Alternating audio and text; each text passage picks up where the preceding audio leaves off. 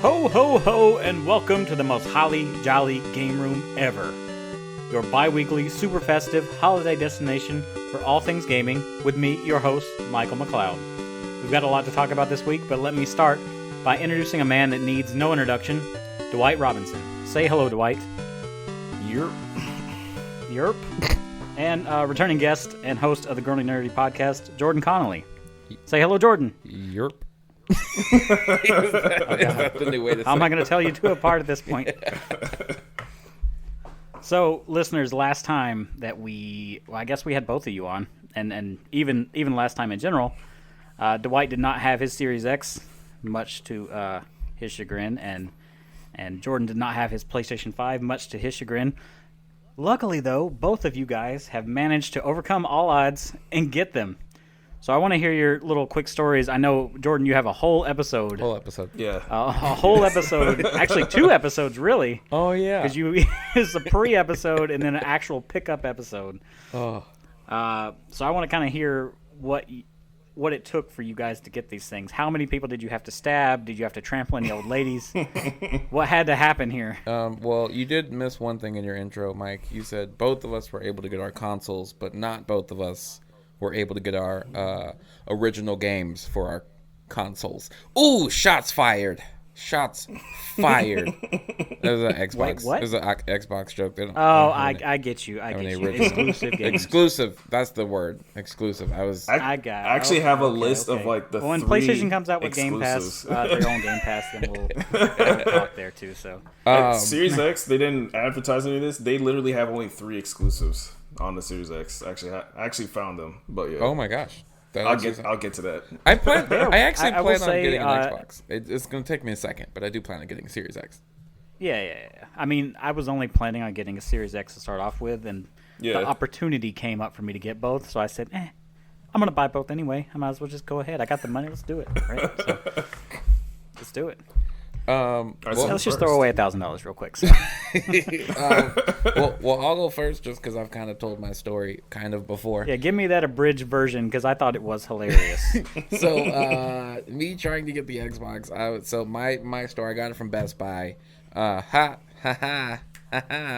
That wasn't even that funny, but we worked at Best Buy. That's it. So, got it at Best Buy, and I'm showing up. My Best Buy opened at 10. I left my house at like 9:55ish, somewhere around there. Because it said it was going to take me 10 minutes to get there. I didn't want to be a nerd and get there like right as they open and be like, hey, where's my console? So I was like, let me just give them some time to chill because nobody wants to be there when it first opens. So I will be there hours before it opens, but that's just me. But I mean, it's different for driving. When you're just going to pick it up, I feel like that's so different. You know what I mean? That's true. You did the curbside pickup, right? So I'm getting there and I'm just like, I'll be fine. I'll just pull in. When I pull in, there's a row, just like a whole row of just cars, all women in the front seat, which I'm assuming were moms because they looked so much older. It was like every other car was a mom driving their son. Mom looked upset. The kid was all excited. And then I'm sitting here like, oh, okay, well, I guess I'm going to wait in this line. And I'm like, I wonder how they're going to do it. Is it going to be safe? One guy comes out. He has an Xbox and a PlayStation. It's both on the thing. The Xbox is just naked. Like, you can see it's an Xbox. And I'm like, oh, because nobody's really out here, like, stealing Xboxes. As far as we know, if you want an Xbox, when we have it, we'll have it. But the PlayStation was, like, covered up. Like, it was in, like, some decorative box to make it look like it wasn't. And I'm like, oh, okay, cool. So he's coming out, like, one person's coming out with a couple of them, get to their car real quick, come out. It was simple.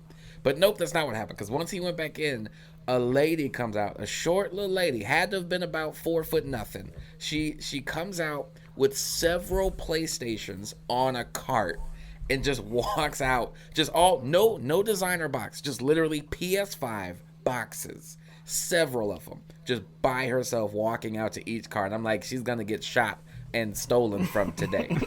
There's no way you're like, if you're paying attention to anything that's been going on in the news, walking out with several PS5s is dangerous. And then the scariest part about the whole thing, well, technically 2 parts, but the main scary part, is there was these two guys. They look hard, like they look like they could steal it, and nobody would question it or call the cops. They were just sitting on the back of their cars, just hands crossed, chin up in the air, like, "Hey, what you gonna do?" Waiting for their PS5. I've never seen a person post up for a game system ever. That's how you know nerds are making it.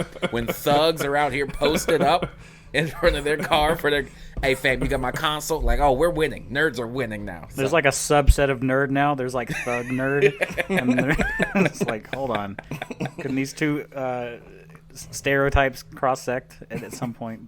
Yeah. Oh, wait. I almost forgot the other part. The other kind of dangerous part. The lady didn't follow the protocol. Best Buy's protocol was you're supposed to have your number ready, show your ID, and then she matches it up. She just walks up to my car and goes, "Are you Jordan?" Or no, sorry. She goes, "What's your name?" And I go, "Jordan." And she just says, "Where do you want it?" I'm like, dude, I could have said Michael. And what if there was a guy named Michael who put their PS5 in there? Now I'm walking out with two PS5s. I'm just like, wow. She with an attitude. I'm the one with 3. That's what you just said. I'm the one with 3 of them. You should see it. Blue car, three PS5s. Oh yeah, that's you right here. So yeah, very just either way. I got it. I took off because I was scared. Yeah. God. Yeah, mine, I actually had to go somewhere afterwards, so that was not a good thing. I was in my wife's car, thankfully. If you've ever seen my car, I'm not going to tell you what it is. It's incredibly distinguishable, though. Like, if you see my car, you know that's my car. Like, anywhere in town, you know that's my car. So if someone saw me driving that car and saw that parked at a house, they'd be like, "That dude got a PlayStation." Like, that would have been that easy.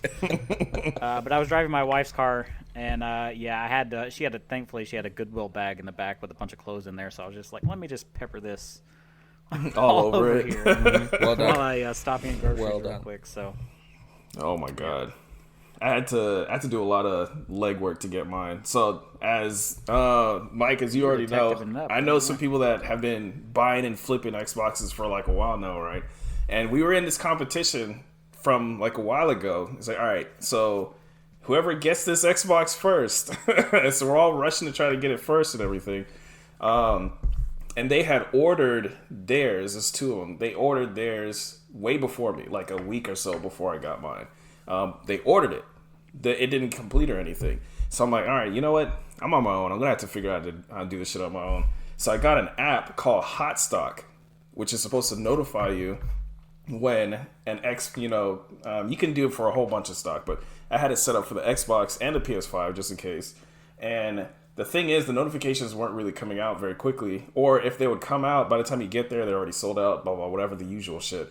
So, but there's people in the comments that are saying, hey, go to BS and use that instead.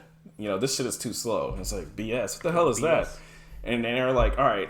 And they typed out. I don't know what BS means. They typed out BrickSeek and then like changed up the letters and everything. It's all right, go there. And I was like, okay, cool. So I go there and I'm like, this thing is fucking amazing. It tells you all the inventory. You know, it tells you when it's coming out, and it has it like, I was looking up for Walmart and had all the inventory and everything.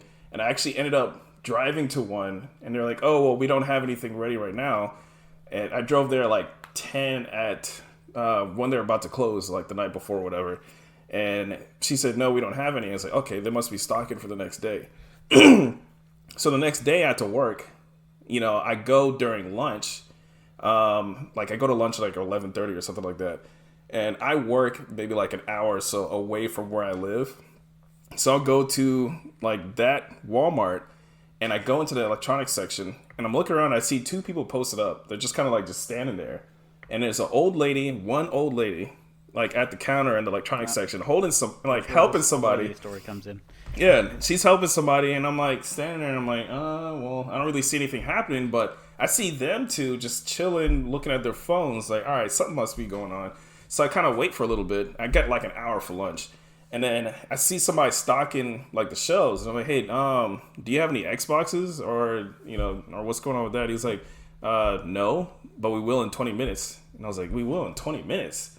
And I'm thinking to myself, are they about to unload a truck? I was like, man, I don't really have time for that shit. I'm only on lunch or whatever. And I was like, well, let me hang out and see what happened. So the older lady sees all 3 of us standing there after she's done with her person, and she's like, well, It's like, can I help you? It's like, oh yeah, I'm looking for the Xbox. As soon as I say that, both of them look up from their phones and they kind of just like, lean in to, figure out what's going on. And I'm like, he's like, oh no, we sold those at 7:00 this morning. And I'm like, 7:00? What the hell? But then the guy, he's like pushing the cart, he's driving, he's going past. He's just like, no, we still got him. He just like goes past or whatever. She's like, wait, what? What's going on? It's like, no, we still got him. We got him in the back. They sold out. Yeah, like they gave out tickets at 7, but then if you didn't come back to pick them up by 12, they release them at 12. They don't tell anybody that. So I just happened to be there and figure this out. I'm like, okay, bet. All three of us are now in this line, and it's like 11:58. We're at a line in the back of Walmart in the electronics section next to the TVs. We're just standing there. There's like no signs or anything, so we all look stupid standing there. And then there's the entranceway to like the layaway pickup section like behind there. So the guy comes back through the doorway and he just kind of beckons us over or whatever. And then one by one, we go back there. He opens up this door. Somebody hands him an Xbox and he rings it up. He's like, all right, you want protection? They're like, no. He's like, all right, bing, done, sold. Next. And he just like sells him out this back room. And that was it. Like, that's how I got that shit. And the thing is, you got lucky is what it sounds like. It's super lucky. I just happened to be there right when they released it. They were not going to put it on any shelves. They were not going to tell anybody that shit was there. They keep telling people we don't have any. We can't sell them in the store. I just happened to be there. That was pure luck. You got lucky on 3 accounts. Number one, because it just so happened they had more than one. Number two, it sounds like multiple people just left, never picked up their Xbox. And exactly. That's so I would have been. I was third in line, so if they only had like one or two, I would have been asked out. Well, if it was completely. GameStop, they would have had one. That's what you needed. Yeah. GameStop, we may have more than 2, but that's just a suggestion. And then you get in there. We have one PS5. We may have more than 2. One PS5. We definitely have less than 3. yeah, it's crazy. So of course the two of our friends that had ordered theirs, they didn't get confirmation from like Microsoft, and they didn't get actually shipped or anything till much later. They just got theirs like this week. Jeez. And they ordered that shit like 2 or 3 weeks ago. So I've been sitting with my Xbox laughing at their faces for like the past week. Wow. Yeah, that's just weird. Gentlemen, welcome to the new generation. You made it. Congratulations. I know, finally. It's good to be here. Yes. Appreciate that. Did you get any specific Series X games? For Xbox? Yeah. Can you please rephrase the question? Can I rephrase the question? Do you get anything that was like Series X enhanced or mess with anything like that? Oh, see, I'm looking at your list right now. You have Gears 5. Yes, so. enhanced, yes. Exclusive for Series X, that doesn't exist, sir. There's like 3, but... You know what I'm saying, though. The Gears 5 on Series X and the Gears 5 on regular Xbox are not the same thing. I didn't buy any games after I got the Xbox. The most recent game that I bought that's X enhanced is Black Ops, and I actually got that like around the time that it came out. I did get the cross-gen version, so I do have the Series X version. Okay, cool. They did a poor job. We doing games played. We might as well just like roll right into we're kind of there already. So like, let's just get into it. Might as well. Yeah.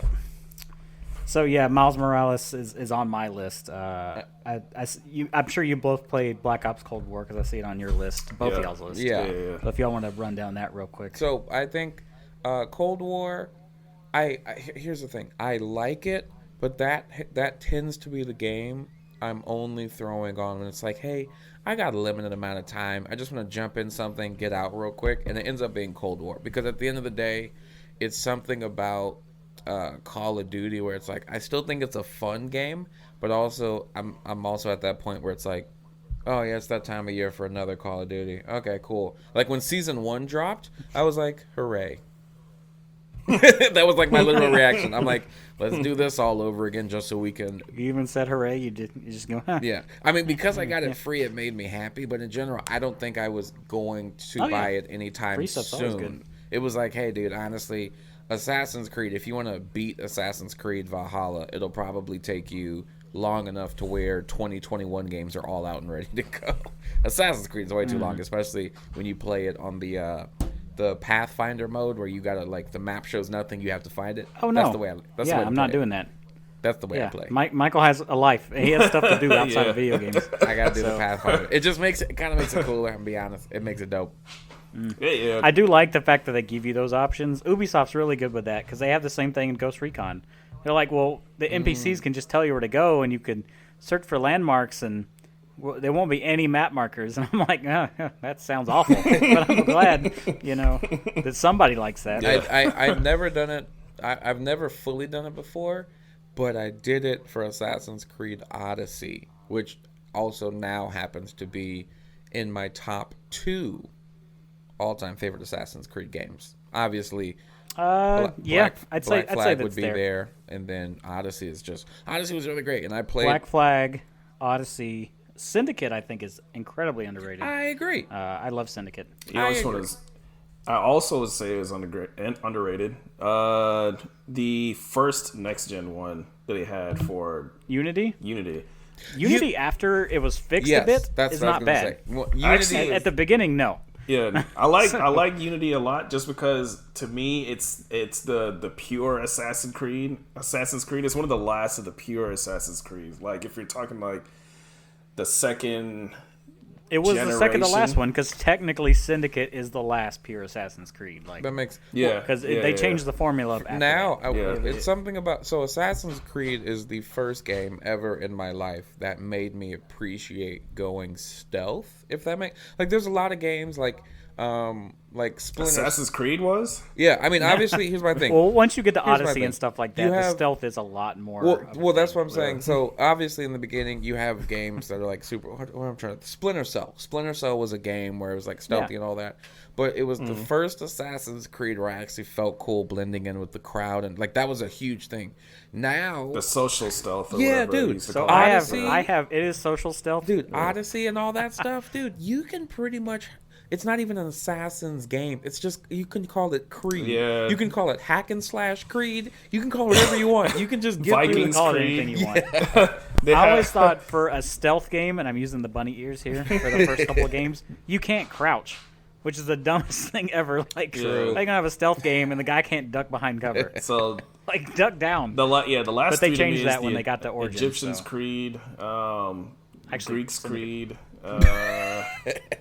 And I guess now we have Vikings Creed. They do look really good. The next one is gonna. I'm intrigued to see what in history they've. I'm sure there's things they've yet to touch, but at a certain point they're gonna be like, hey, of course. Future Creed, and it's like, there we go. We're just literally making Detroit Human as an Assassin's game.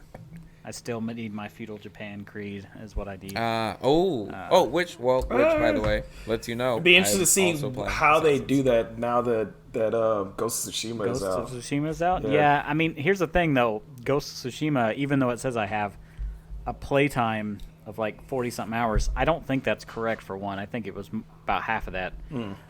That game is short, and you can 100% it pretty easily. Not short, but it's short compared to an Assassin's Creed game. So I got that's. I want to stay immersed in that. That's literally every game. It's Assassin's Creed is number 2 to Witcher. That's it.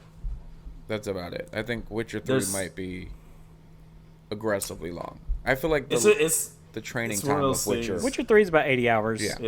It's one of those things where it opens up and you do that because a lot of these open world games do that.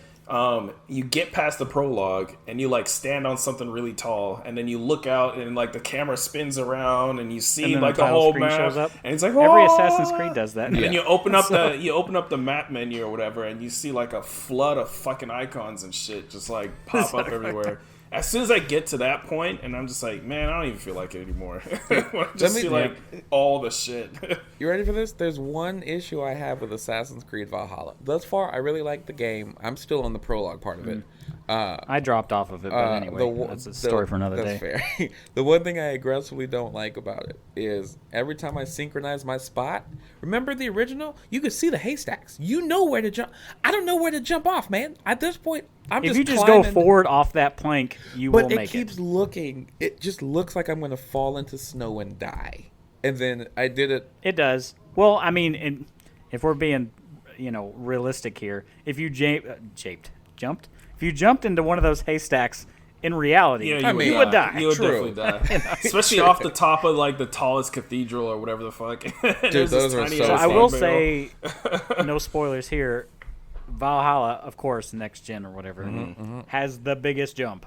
There's like one jump that is ridiculous. And I won't say what it is because I know you're probably not there, Dave. You just started it, so I don't even think I'm there. yeah. I'll probably put so this is the Metal Gear Solid 3 like ladder jump, basically. It's definitely the largest Assassin's Creed jump, and you don't even jump into a haystack. You jump into some water. You would die though, if you hit the water at that speed. You would definitely die. So let me run through some of these games. Yeah, run through your things real quick. Before I get to that list, real quick. So the Series X games, there's only 2 actually that are completely exclusive to Series X, as far as I know. I actually went through all the games on the store or whatever. It's Bright Memory, which is not a game. Okay. It's more of just like an extended demo, and then Enlisted, which is like in preview or whatever. I don't even know what Enlisted is. It's like a World War I shooter. I mean, it sounds like that. Right. Yeah. It's like those are the only 2 completely original exclusives. There's 4 other exclusives, but they're really just like remasters, so they don't really count. Like Tetris. Overcooked All You Can Eat is only available. That version is only available on Series X. Devil May Cry 5 Special Edition is only on Series X. No, it's not. It's on both. On the original? No. The Special Edition isn't on the original Xbox One. Oh, I thought. Oh no, it's on PS5 as well. Though. No. These aren't exclusive to only Xbox. Oh, I got you. The first 2 are exclusive to Xbox. These are exclusive. These versions are exclusive to Series X versus the original Xbox, the Xbox One. Chaos Bane Slayer Edition, and then Observer System Redux. So those 4 remasters, they're on PS5 also, but you can't get it on the Xbox One. So those 6 games are the only games you can't get on the on the Xbox One. But you can pay $6 to upgrade your Devil May Cry 5 to that version, I believe. Right, exactly. And of course, Overcooked. We've had this conversation before. I mean, they repackaged Overcooked. Like, get the fuck out of here. And then made it Series X exclusive. Like, come on, man. Yep. Bright Memory. So I actually bought Bright Memory. It's like $6, $6 or $7. It's just an extended demo. That is like the only next gen looking game, like truly next gen looking game they have on Series X right now. It does look amazing. There's a lot of jank though, because it's made by one guy. It's made by one guy, so the faces are is serious jank.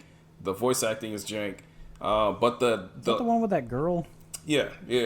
It's the one where she can shoot and like use a sword and do combos and stuff like that. I got you. It plays really well, and the game itself looks amazing, and it is super smooth. I don't know if it's running at 120 or not, but it sure as hell looks like it. But the faces are jank as fuck. I mean, they're just like really jank. Well, I mean, thankfully it's first person. You're not really looking at the person's face or too many other people's faces outside of the cutscenes. Yeah, you see them a lot in the cutscenes, and it's bad. In the cutscenes, it's bad. But the game looks amazing, and it's literally the only true next gen game you could get right now on Xbox. That's all good though. Well, but yeah, I didn't go in expecting true next gen. In fact, I think so far for me, having both, the only true next gen game, and I'd say the most Astro's Playroom maybe. Oh yeah, that's what I'm hearing. That's on the only thing I think side. that feels that way.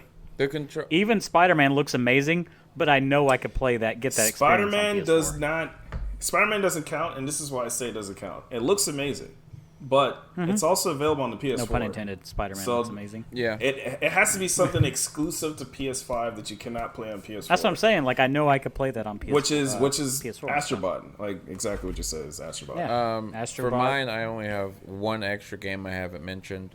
So Miles obviously already said Assassin's Creed Odyssey, Call of Duty. The one I have, and this is my return to sports, I have NBA 2K21.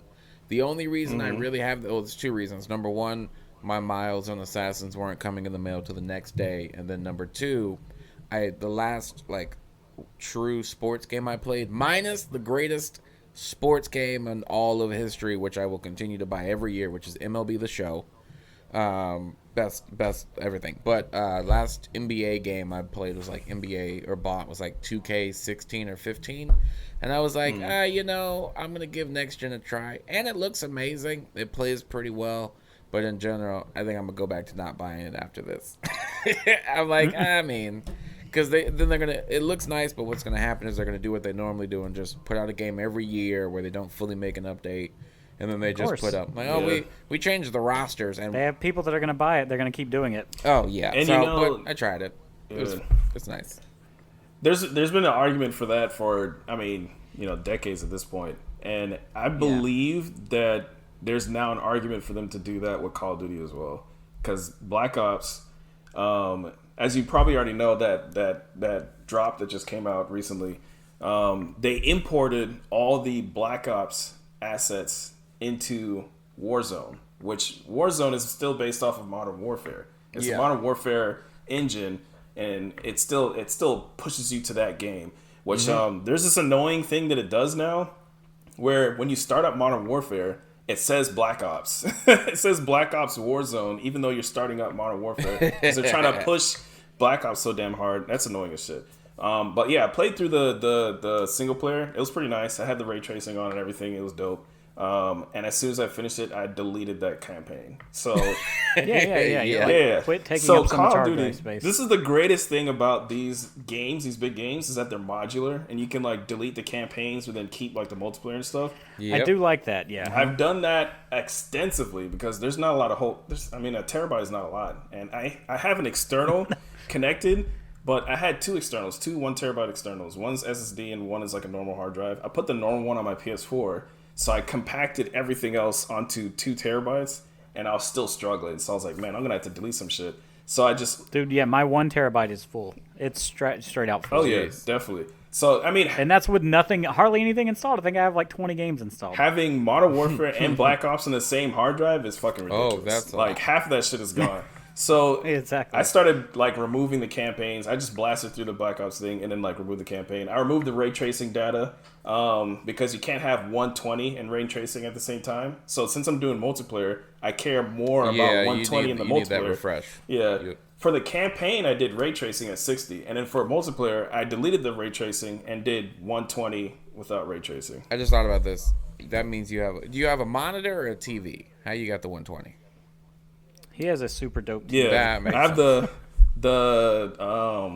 it's a 65-inch Sony X900H. Shoot, it's I got that just for like the Xbox and all that shit. And of course, my old TV was fucking up and it was turning blue and everything, and it was tiny. So I got that recently, but yeah, it looks really nice on 120. Can you say how much? Because I want to get, just for gaming purposes, I want to get a 120, and I feel like it's pushing me because I have a 65-inch right now, but it's a 60. Yeah.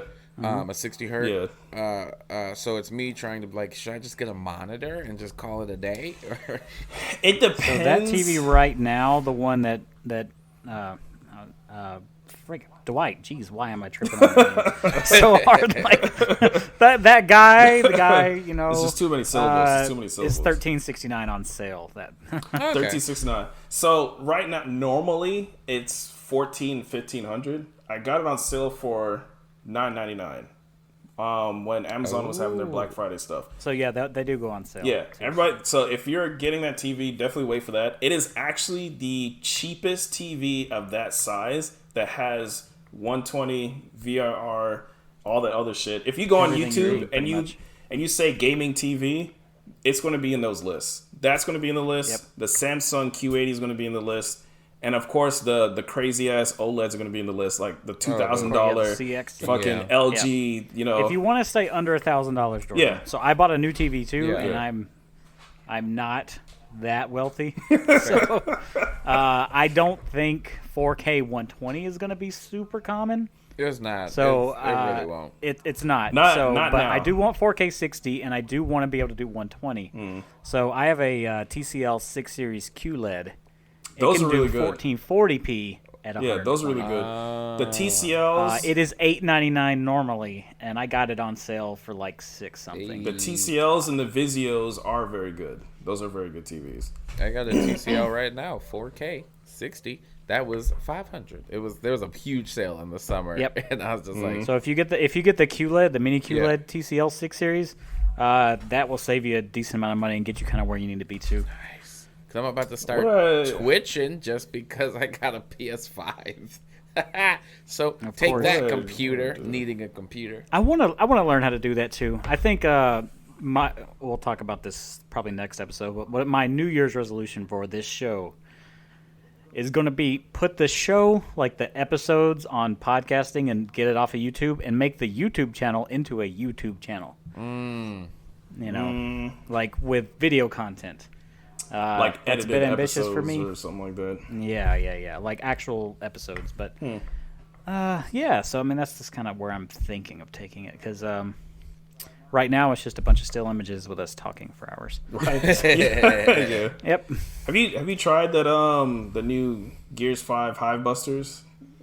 I have not. I've actually just played regular Gears 5 on Series X, which does look freaking incredible. But I downloaded it, and I mean, yeah, Gears 5 looks incredible. It's on already. Game Pass, right? Yeah, it's on Game Pass. So Gears 5 Okay, is already looks amazing. Hive Busters is unbelievable. And if you saw that Digital Foundry video that they did, I saw the video, but I didn't watch it. You saw the little Well, I saw it notification. posted. Yeah. Yeah, I had it on. Yeah. I mean, Just looking it's the other way. I mean, man, so many people are sleeping on Gears 5. I know Gears 5, it's still Gears, so they're still like, you know, big ass clunky dudes, you know, going through and shooting shit or whatever. That's really not that amazing anymore. Nobody really it seems like the general gaming audience doesn't care about that anymore.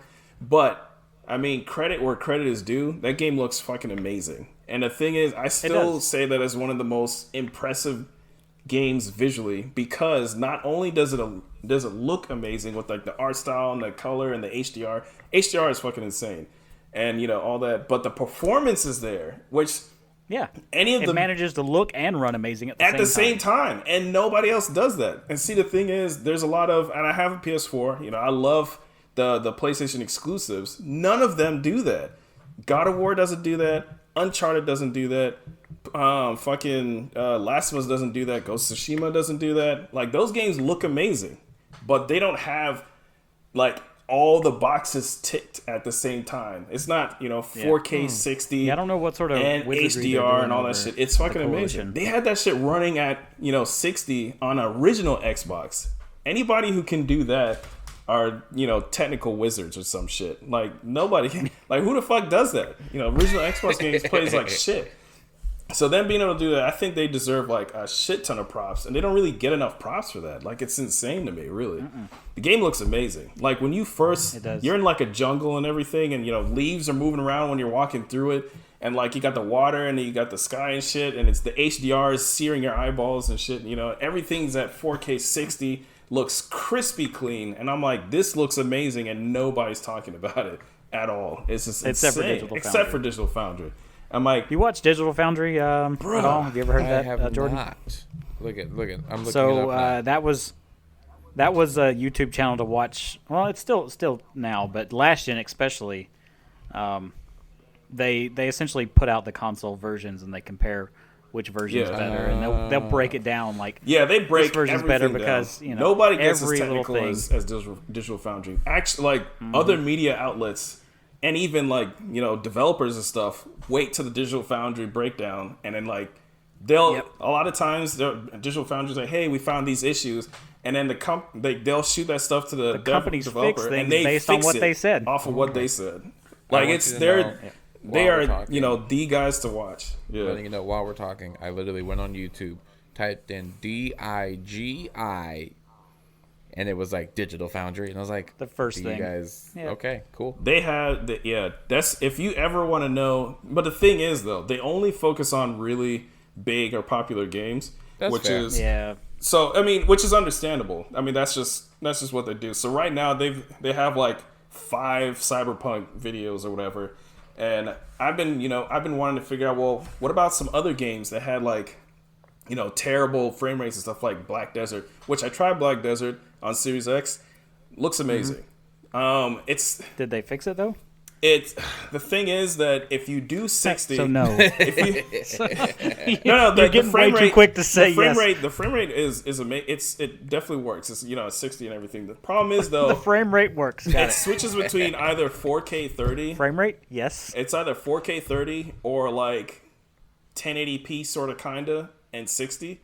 So it's really smooth. It looks great, but then it's so blurry. I think it's actually sub 1080p. I don't think it's actually 1080p. It probably is. It's probably 900p. Yeah, it's super blurry. So I tried playing it. I was like, man, it's just it's way too blurry. And then I'm not gonna get into it, but when you do get your PlayStation 5, and I said this. I texted you this, but I think our listeners need to know. Yeah. Genshin Impact on PS5, I'm pretty sure is 4K 60. Yeah, I definitely want to try that out because I didn't. I was disappointed. It's a game we've been shitting on constantly. Yeah. I'm pretty sure it's 4K 60, and you can remap the buttons now. See, that was my biggest issue. I don't have to hit circle to attack. Is the dumbest thing I haven't had to press circle to attack since fucking original PlayStation, man. Get that shit out. I don't know why they did that. I was like, who thought this was a thing? So I'm willing to give it a chance. I'm definitely willing to give it a chance now. Give it another shot. I played like 5 minutes of it, just enough to be like, wow, they fixed it. Holy shit. Yeah, absolutely. I can't believe it. Definitely. And of course, it'll speed up all the loading times in the best game of all time, Caravan Stories. So I definitely want to get a PS5 at some point. I thought you were talking about Dragon Quest, but yeah. Whatever. Dragon Quest also does look Uncharted, amazing. But that's a bias. The total bias is Uncharted for me. Total bias. Well, best game of all time, we're going with Shenmue. I knew you would say there's no beating out Shenmue. But best game of last generation, we're going with Dragon Quest 11. It is. That's actually the game I played the most this week, but I'm not really going to talk about it because I'm sure everyone's sick of hearing me talk about Dragon Quest. I was going to wait till next episode to go in to talk about Dragon Quest 11. We can do that because I'm almost at the point where I feel the game really starts. Mm-hmm. So I'm like 15 hours in. Yeah, I'm not right that now. I need some more time. I need some more time. I have just about all the party members, so I will say I played it on xCloud this week. Yeah. Because I was hanging out with my wife, and she's playing on her Xbox One S. I'm sorry about that. And I was just, it actually looks fine. So, but she's playing it on that, so because I got a physical copy. But I was playing on xCloud in the room with her just because I wanted to keep playing it. I played on that. I played on PC, and of course I played it on Xbox One X. And the save file, God. Everyone needs to copy Microsoft's save sync system. I know. Oh my God. It's amazing. Dude, you just load your game and it's just there. It's just there. On any device. You have old ass 360 games and you're like, I feel like downloading this. Something you haven't touched in 10 years. You download that shit. And then your save is just there. It's just fucking there. It's just there. It's amazing. Jeez. But yes. Technically, it's Last of Us Part 2 would be the best game. At least of the year. Oh, definitely not. That's about it. That's right. Definitely and that kind of brings us into. So, do you want to do the Game Awards things right now? Did you? Yeah, I'm done. I'm done. I spent through that. Game Awards. That's a good segue into the Game Awards. That is a good segue. Did you watch the Game Awards, Jordan? Okay. Here's the thing. I watched half of it, and then I had to get dressed I had to get fitted for the commercials. Yeah.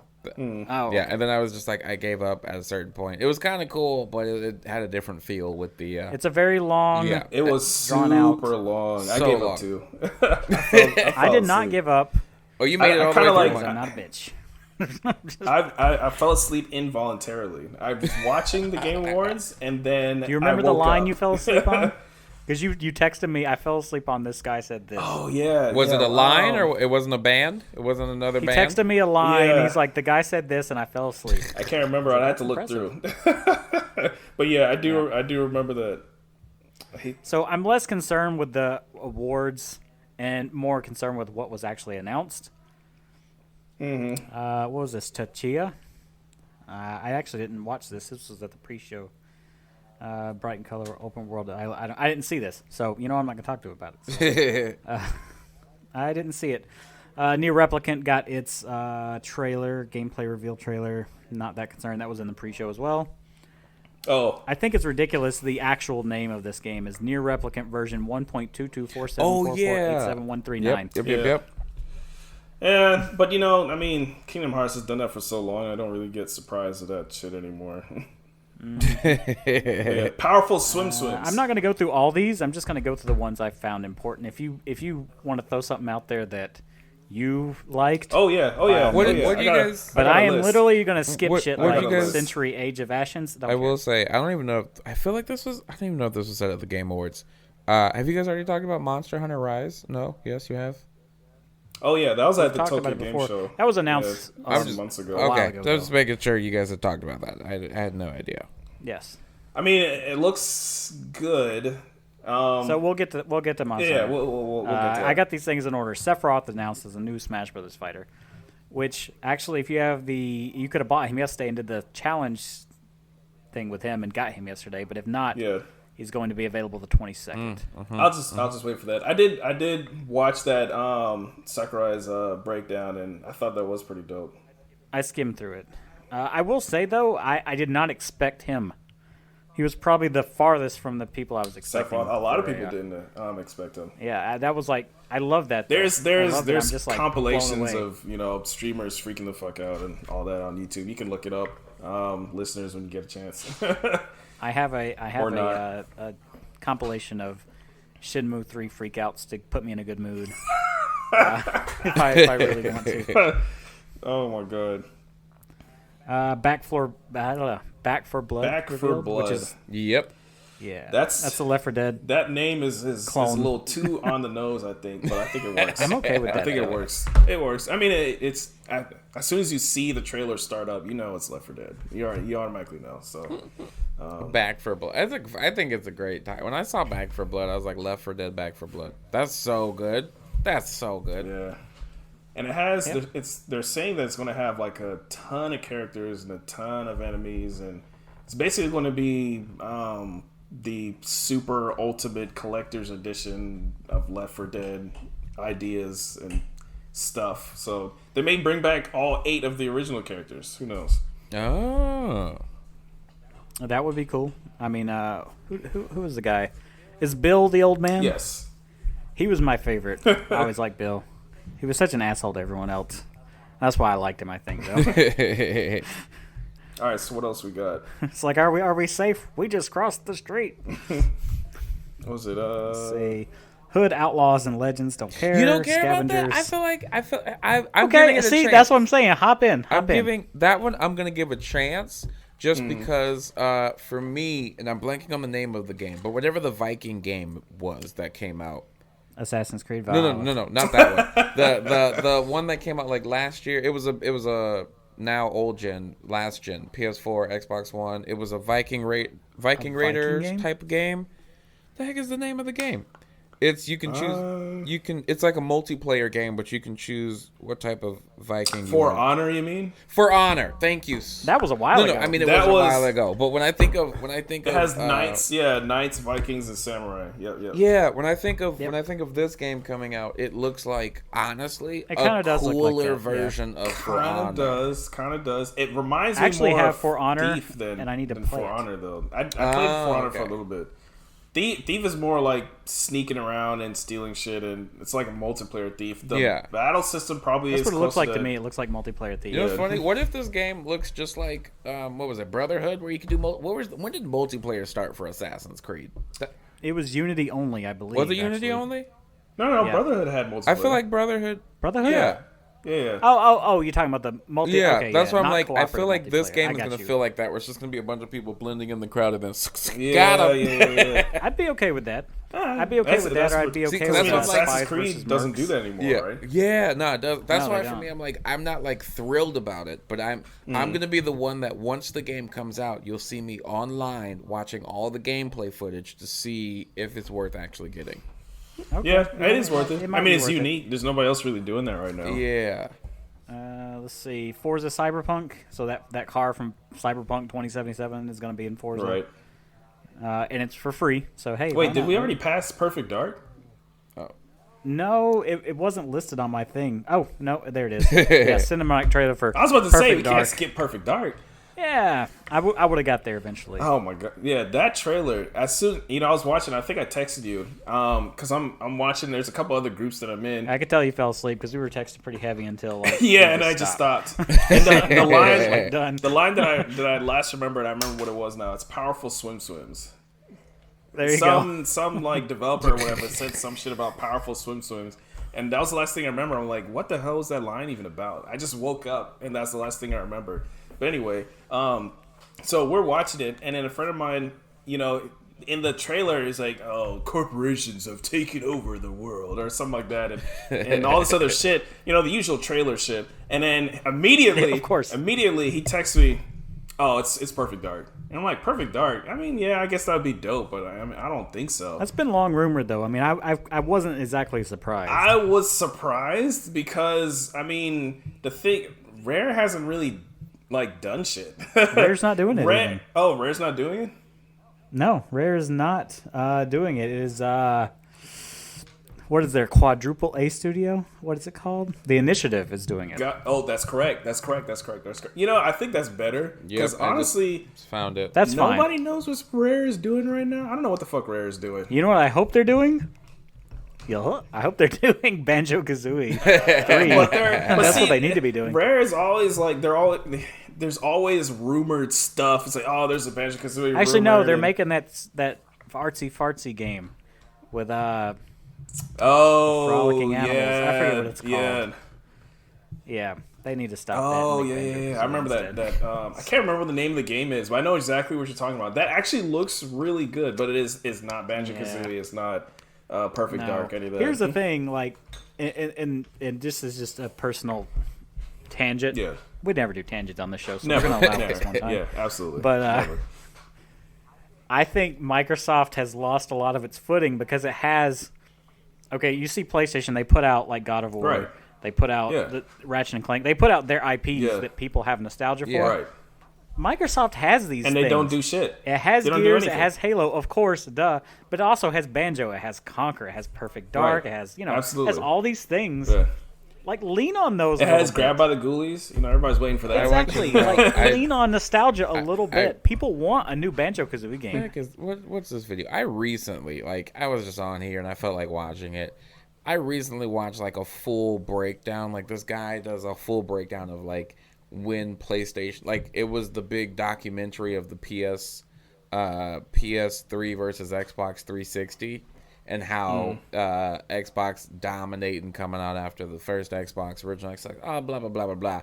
And then it talks about how PlayStation switched it at the end, and then going into PS4, everything switched, and now PlayStation's kind of been dominating. And one of those things that he talked about... I think a lot of it turned out... Oh, yeah, but one of the things he talked about... The beginning of the Xbox One generation, they alienated a lot of people. Yeah, and that's because it was talking about... it was like once Xbox One came out, that big first thing of like, hey, you can't trade games. You got to just keep your game. Yeah. That, and then Yeah, they screwed themselves right there. That's the... They also, what was that guy's name? They also screwed up Mark on the something? Kinect, too. They went all in on the Kinect, which I still don't think that was a bad idea. But the thing is, they forced everyone to have one, which, again, I don't think was a bad idea. The bad idea was that they raised the price of every console just to, accommodate the Kinect that they never used for any games. It was $500 for that damn Xbox.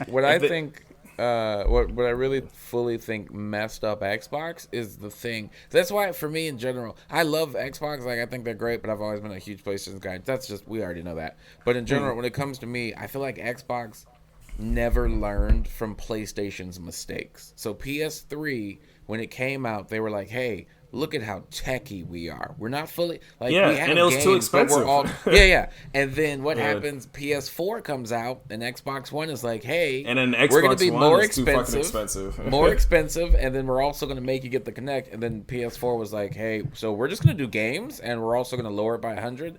And then here comes the PS5, and what does PlayStation do? They're like, hey, exclusives, and here's what's to come. And then Series X, what did they do? They got very techie. And they were just like, these are the tech things we can do. Also, keep in mind. I do think Xbox is turning it around a little bit because of Phil Spencer. Because think about it. You know what I mentioned earlier. Perfect Dark's coming around. Yeah. Fable's coming around. Halo, they're putting way more time in than they which is good. A lot of people complain about Halo. They're trying to get people more back around. Game Pass is taking off. Yeah. They brought back Battletoads. I mean, mind you, Battletoads isn't the big thing, but they brought it Yeah, back. they did. You know? They did. They It's they something. did come out with Killer Instinct at the beginning of the Xbox One generation, Yeah. which was amazing. And they supported the hell out of it, which is nice. I'll tell you who killed it though, and I was trying to remember the guy's name, Don Matrick. Yeah, The guy at the beginning. He ran that shit. He Yeah. is what pissed people off. I honestly didn't want to support with him in charge. I didn't want to. I like Phil Spencer. He's a good guy. You could tell he cares about the industry more than he cares about like the business, end of it. Like he just wants people to have fun playing games. But Where Don Matrick was like just an ass. yeah, the whole Connect thing, I'm still so mad about it because I think that they had some good ideas there, but making making the Xbox $500, if they would have kept it at $400 and kind of just like ate that cost, I don't think that it would be the situation that we're in now. No, there's plenty of things that could have changed that. Yeah, But, yeah, we're past that point at this point. that's long gone now. But yeah, I blame Don Matrick personally. Personally. And, so yeah. All right, so what else we got on this list? What else we got? The Callisto Protocol, which is a sci-fi horror game. That's the one that is supposedly set in the PUBG universe. In the PUBG universe, the Callisto. But the game that looks like a Dead Space game. Oh, I thought wasn't some Dead Space developers and stuff working on that? Like ex-developers? Okay. Glenn Schofield, I think the guy's name This is. is in the PUBG universe? Really? All right. I don't know if that was a joke or that was taken out of context, but yes, it's in the PUBG universe. That's interesting. Okay. Warhammer 4000 Darktide, which is Vermintide, but future. Vermintide, but set in space. It's another way to say it. Space Vermintide. Awesome. Okay. I love Vermintide, so that's fine. Open Roads, Annapurna Interactive. That did look pretty interesting. Yeah, I don't really care, but hey, Disco Elysium is getting a PS4 version and a PS5. I keep version. hearing about that game, but I've never played Me too. I still don't care. Yeah. Every time I see it, I'm like, it. I never played it. Never really looked everyone into talks it. so highly about Yeah. it.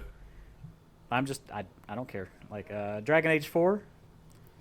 It got a Dragon Age, not whatever trailer. Well, let's just drop the 4 and just Dragon change Age, it to whenever. Dragon Age, like you said. Whenever that I comes would out, say. because I think I texted you too. Was like, man, they're like announcing shit that's not going to be out in like 10 years. Like, let's just wait until you actually have something before we start trying Crimson to hype Desert else.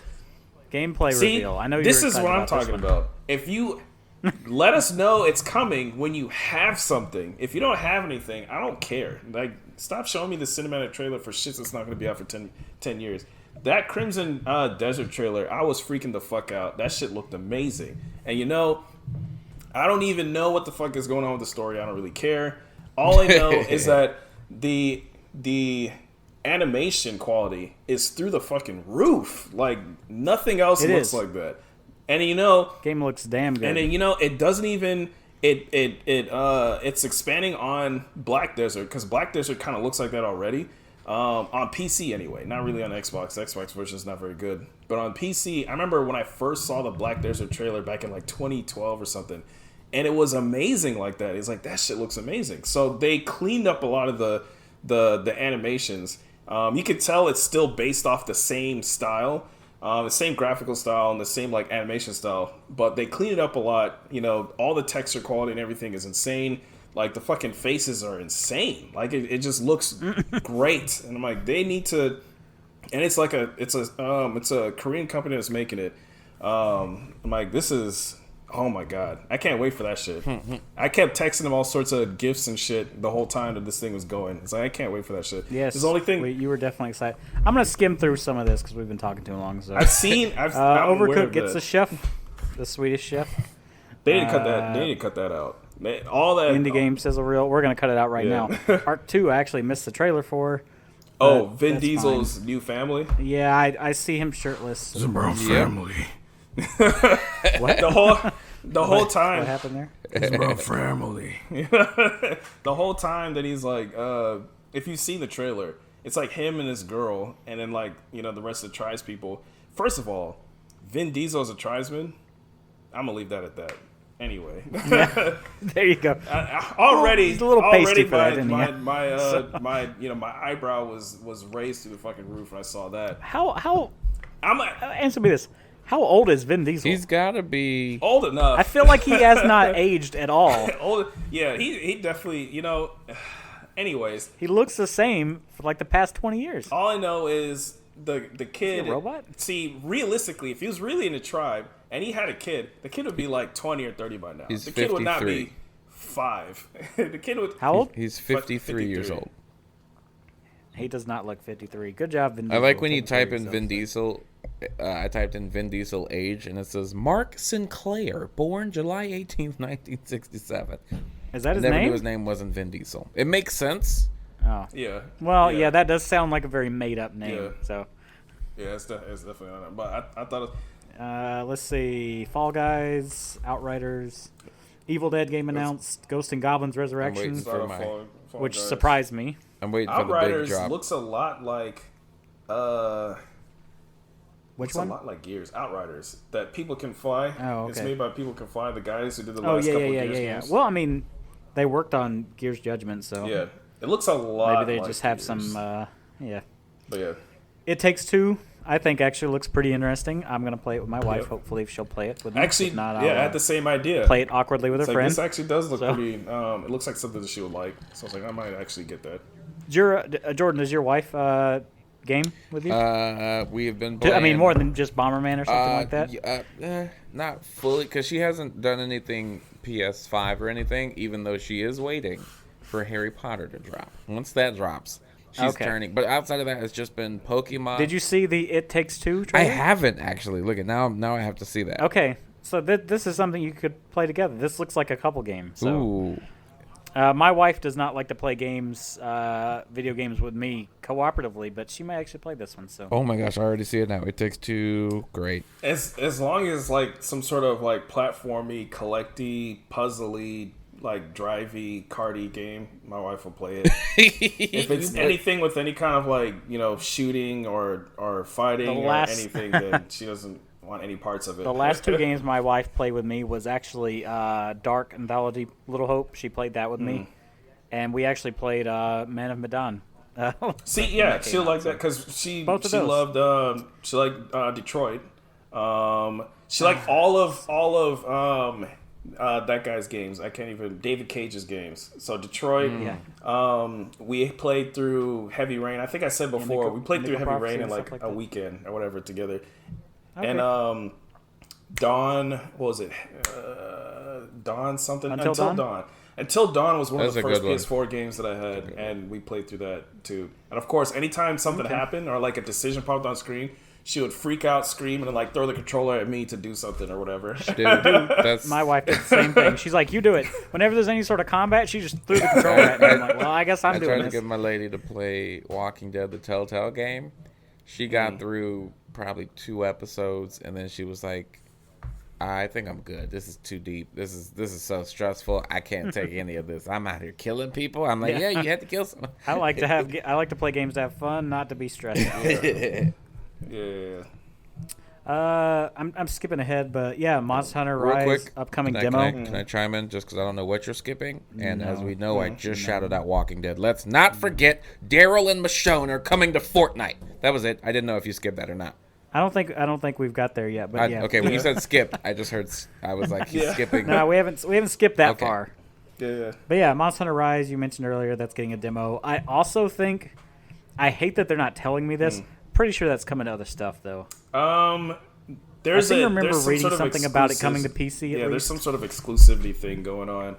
It may be timed. Here's the thing, I'm going to buy it on Switch. I'm going to hate to get into it on Switch, and then they'll be like, oh, here's an enhanced version coming out for everything else. I'll be like, fuck. Yeah. Like, you know? And see, Mike, you know that I'm super, super huge into Monster Hunter, but I'm honestly not that. I don't know. I'm not really feeling this one. I don't know. I'm actually feeling this one more, probably because Japanese setting I'm always about, so, you know. I mean, I like that. Portable Third is probably and I'm also my really favorite. liking the, what's it called? The bug?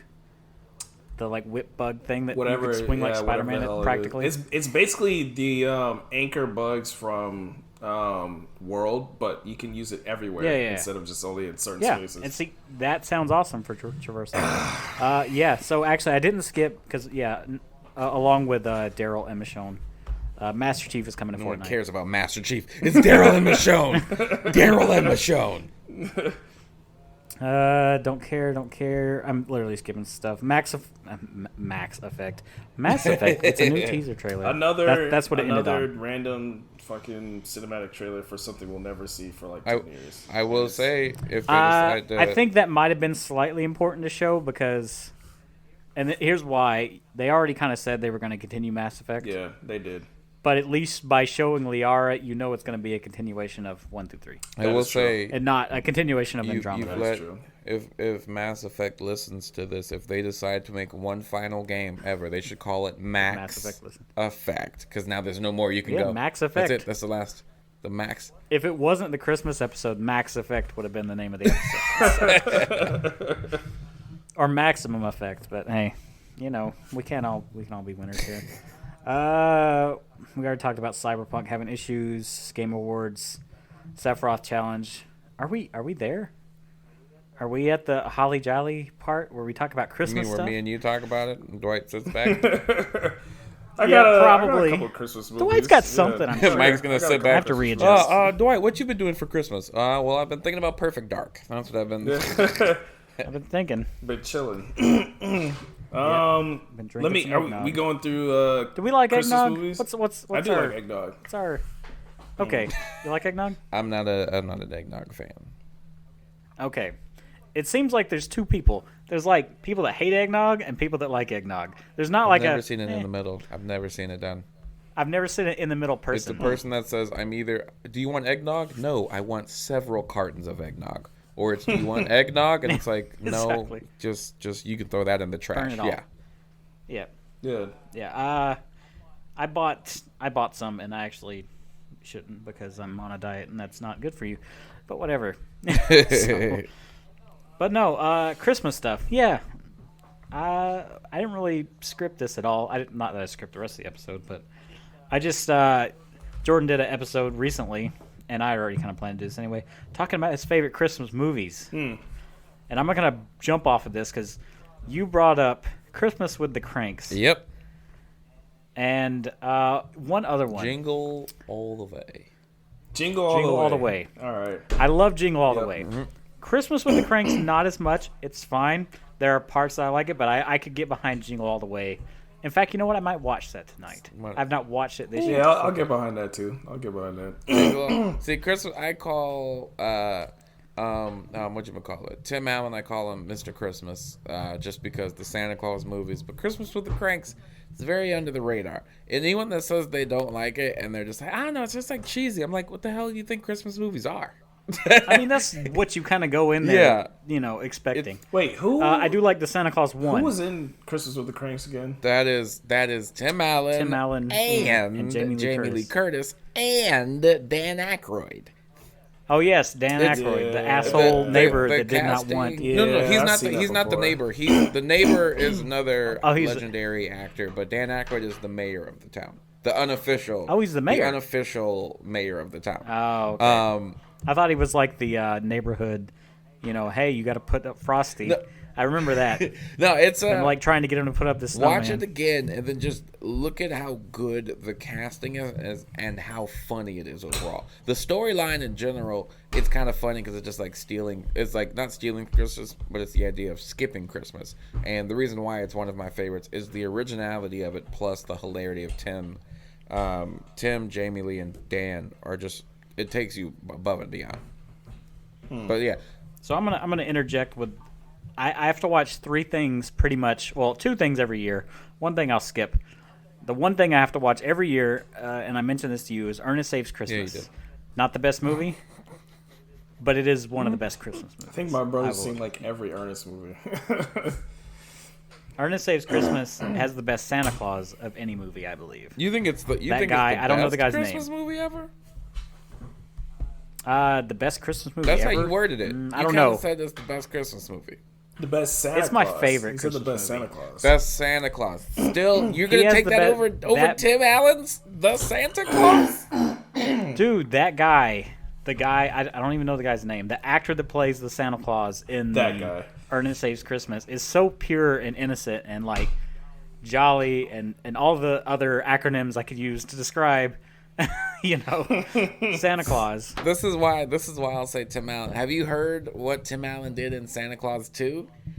Tim Allen, working with it, he said there's articles that say he stayed in character because all the kids really thought he was Santa Claus. So even off, like, on the cuts and everything, stayed in character. See, and I'm just like, that's genuine. That's good old. Nice. That's good old Tim. I like that. Mind you, say what you will about 2 and 3. I think I've said on the podcast, I love 2 and 3 just because I love the Santa Claus, the first one. So you kind of just watch it and you're just like, yeah, I very heavily stand by 2 and 3 aren't as good, but I stand by any villain that's added into a movie that doesn't need a villain upsets me aggressively. Unless, like, because the second one, it was like, I talked about, I'm like, you can have, fine, Santa needs a wife. Great. Nah, but how about we throw in a rubber villain who's just Buzz Lightyear voice aggressively? Robot Santa, please. I call him Robot Buzz. Because he's just so aggressively. He even says a Buzz Lightyear line in that movie. There's a line he says, now I'm blanking on it now, but he actually says a Toy Story line as the fake Buzz. It's something like that. So Santa Claus 2 and 3, but Ernest Saves Christmas that's a solid Santa. That is a solid Santa. I'll give you that one. And here's the other one that I got, and this is not a Christmas movie. This is a Christmas special, but it has to be watched every year, and that's Merry Christmas, Mr. Bean. Have you ever seen that? Oh, yeah. You have to watch I don't know if it's an every Watched year. a lot of, Why are you shaking your head? Watched a lot of like Mr. Bean stuff, but not Christmas. I love Mr. Not Bean. Merry Christmas, Mr. Bean, no. You've not seen the Christmas one? No. It's fantastic. It's so I don't funny. think it needs to be watched every year, though. That's the only thing. It does, though. It absolutely needs to be watched every Since you year. said this is unscripted, I'm going to throw a question your way. I don't know if Dwight can fully answer it, but we'll see who can answer it, if you can. What is your favorite Christmas Carol movie? So you have the Bill Murray one. You talking about, okay. You have Bill Murray. Christmas Carol movie? Yeah, because there's so many. You have There's the a lot Muppets. of those. You have There's Jim so many. Carrey's. You have Bill Murray's. There's a few more others I can't think about. I think the Jim Carrey one is super underrated. Dude, the Jim Carrey one is actually my favorite one. I don't know if it's my favorite, but it's underrated. It's good. Really good. It's something about the animation about it that I really love. The Bill Murray one is very close second. One of my best friends, his Muppet, A Muppet's Christmas Carol, that's his all-time favorite Christmas movie. I love that one too. It's like A Muppet's Christmas Carol is really good. Have you ever watched Blackadder Christmas? That sounds familiar. Which, for the people that can't visually see us, Dwight is acting like he's thinking, but he has no idea. He's acting like he has to poop over there real hard. I think I've seen that Jim Carrey one. I've seen other ones, but I've never really paid enough attention to them to really care about. It's on Netflix. Anything about them. It is on Netflix. It's on Disney Plus too. Oh yeah. And I've seen, I've seen two versions of the Grinch That Stole Christmas, the animated one, the Jim Carrey one. So yeah, you were talking about the Grinch Stole Christmas. I definitely think the Boris Karloff version is the best, but I think that was probably because I'm older than you, and that was what I grew up with more. Is that the original Jim one? Carrey came out way That's the later. original one, right? That's the original one, correct. I saw the animated one much earlier, but the Jim Carrey one was, and the reason why I remember that one, that's the first DVD that we ever saw on a DVD player. Was that, and I remember my dad, it was that in The Matrix. My dad got from Video Update. I think The Matrix was the first movie we watched on DVD too. So he got those on DVD, and we had a Laserdisc player. So he tried to play Grinch That Stole Christmas in the Laserdisc player, and of course that shit, wasn't going to work. And I told him it wasn't going to work. I was like, this is analog, that's digital, it's not going to work. But he wanted to try it anyway because CDs work. And of course it didn't work. So he got like one of those Apex DVD players with like the 5 disc changers and everything. Yeah, it was a 5 disc changer Apex DVD player, and it's funny because it didn't do anything special or fancy. It was just a 5 disc changer. Why do you need a 5 disc changer for a damn DVD player? That's why they don't make that shit anymore. That's the answer to that really question. don't. My wife at one point had a 300 disc That's DVD a thing. player. Whoa, that sounds like Yes. That sounds like so much. So fun. it has like a spool. You load the discs in vertically. Whoa. And there's like a spool. It I've goes seen around and it those. pulls them out into the middle. Jeez. I've seen CD players like that. Her parents had it and gave it to her, but yeah, she had a 300 disc. Those things break very easily. I can believe that. Wow. This is how I explain The Grinch. Dwight, I consider myself a Christmas movie connoisseur. I consider myself a movie connoisseur in general, but when it comes to Christmas movies, I watch them. So when it comes to the Boris Karloff, the original Dr. Seuss, How the Grinch Stole Christmas, and the Jim Carrey Grinch one, I feel the Jim Carrey one is better, but it's very tight. So I look at it as, when you look at The Dark Knight versus Tim Burton Batman, it's one and the same. Where you look at Michael Keaton and that whole Tim Burton Batman, and you go, dude, that's a fantastic movie. But then you watch Dark Knight, and then you go, even though you can say the other one is the better one, you have to acknowledge they raised the bar and took it to a whole nother level. Now, mind you, with the Jim Carrey Grinch, the only way they raised the bar was you got Jim Carrey and you made it live action, so we were able to see the whole world of it.